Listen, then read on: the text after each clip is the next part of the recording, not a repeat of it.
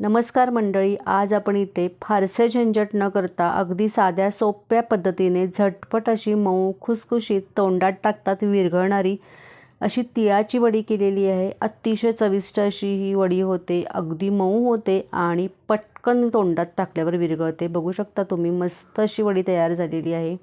त्यासाठी काय काय साहित्य लागतं ते सगळ्यात अगोदर सांगते। 1 वाटी इथे मी गावरान तीळ घेतलेले आहेत। हे कमी पॉलिश असलेले तीळ असतात, थोडेसे काळपट दिसतात, चवीला छान लागतात खूप। त्याचबरोबर इथे मी 1 वाटी शेंगदाणे घेतलेले आहेत। शेंगदाणे आणि तीळ दोन्ही समप्रमाणात इथे घेतलेलं आहे। 1 चमचा वेलची पावडर घेतलेली आहे, 1 चमचा सुंठ पावडर घेतलेली आहे, 1-1.5 चमचा होईल एवढं साजूक तूप घेतलं आहे आणि 2 वाट्या म्हणजे 2 कप होईल एवढा मी खिसून गूळ घेतलेला आहे। गूळ खिसूनच घ्यायचा आहे म्हणजे तो लवकर वितळतो। त्याचबरोबर कढई गरम करून घेतली, त्याच्यामध्ये सगळ्यात अगोदर आपल्याला शेंगदाणे खरपूस असे भाजून घ्यायचेत। शेंगदाणे खमंग असे भाजले ना की त्याची चव खूप छान येते। इथे शेंगदाणे आपले भाजून झालेले आहेत। या प्रकारे याच्यावरची साल निघाली की नाही की हे शेंगदाणे परफेक्ट भाजलेले आहेत समजायचं। एका ताटलीत काढून घेऊन थंड करून घ्यायचे शेंगदाणे आपल्याला। तोपर्यंत आपण तीळ भाजून घेऊया। तीळ पण आपल्याला अगदी खरपूस असे भाजून घ्यायचे आहेत। तीळ छान असे उडायला लागले, तडतड आवाज यायला लागला की गॅस बंद करायचा आणि तीळ थंड करून घ्यायचे। आपले इथे तीळसुद्धा व्यवस्थित अगदी भाजून झालेले आहेत। एका दुसऱ्या ताटलीमध्ये मी काढून हे तीळसुद्धा थंड करून घेते। शेंगदाणे आपले इथे थंड झालेले आहे, त्याच्यावरती असं चोळून ह्याच्यावरची सगळी सालं इथे काढून घ्यायचीत आपल्याला।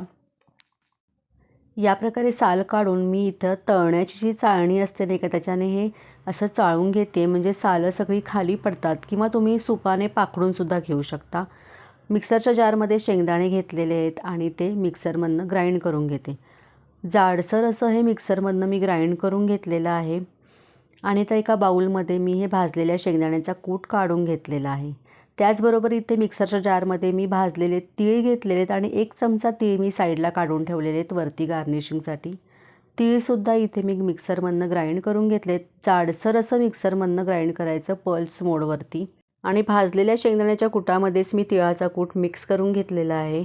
त्यामध्ये वेलची पावडर घातलेली आहे आणि त्याचबरोबर इथे मी सुंठ पावडरसुद्धा घातलेली आहे। सगळे जिन्नस इथं एकत्र मिक्स केलेले आहेत। ह्या प्रकारे सुंठ पावडर आणि वेलचीचा वास या तिळकुटाला आणि शेंगदाण्याच्या कुटाला छान इथे लागतो, म्हणून अगोदर मिक्स करून घ्यायचं।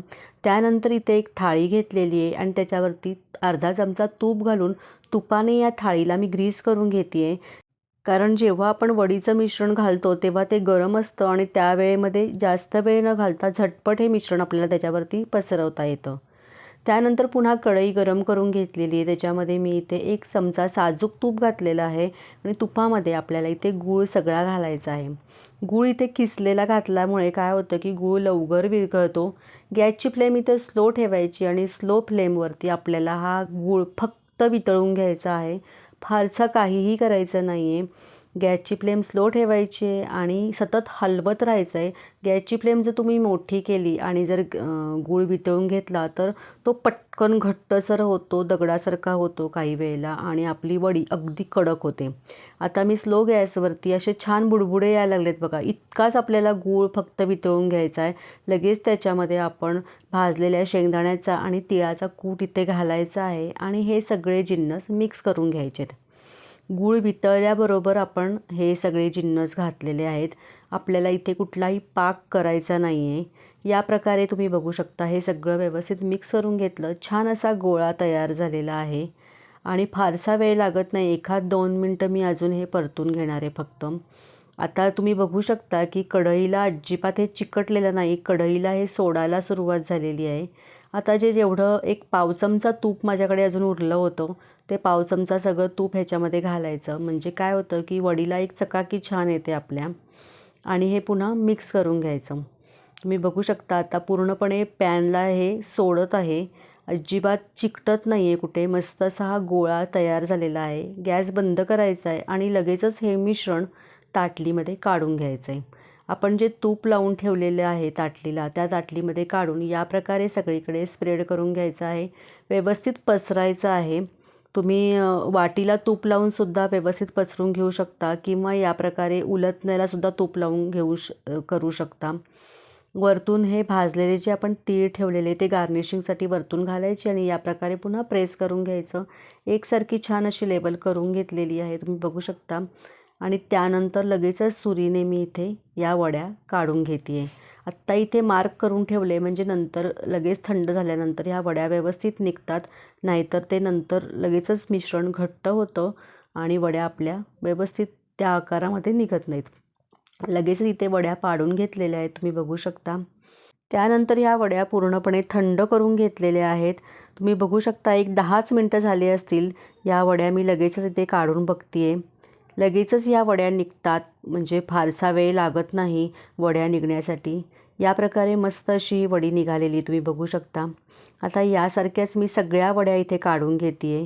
हे बघा, झटपट अगदी या वड्या निघतात, एकसारख्या होतात. आपण जसे मार्क करून ठेवलेले असेल त्याप्रमाणे ही वडी निघत जाते, झटपट होते. आणि मुख्य म्हणजे ही वडी अतिशय मऊसूत अशी होते, म्हणजे कुणाला वयस्कर व्यक्तींनासुद्धा ही पटकन खाता येण्यासारखी वडी आहे. नक्की करून बघा आणि रेसिपी कशी वाटली नक्की कमेंट करून सांगा. आवडली असेल तर लाईक करा, शेअर करा आणि यूट्यूबवर माझा व्हिडिओ बघत असाल तर चॅनलला सबस्क्राईब करा आणि फेसबुकवर जर माझा व्हिडिओ बघत असाल तर फेसबुक पेजला लाईक करा आणि फॉलो करा. तुम्हाला एक वडी इथे ब्रेक करून दाखवते. अगदी मस्त मऊ खुसखुशीत अशी ही वडी तयार होते. बघू शकता लगेच मोडली जाते. पुन्हा भेटूया अशाच नवीन व्हिडिओबरोबर. धन्यवाद.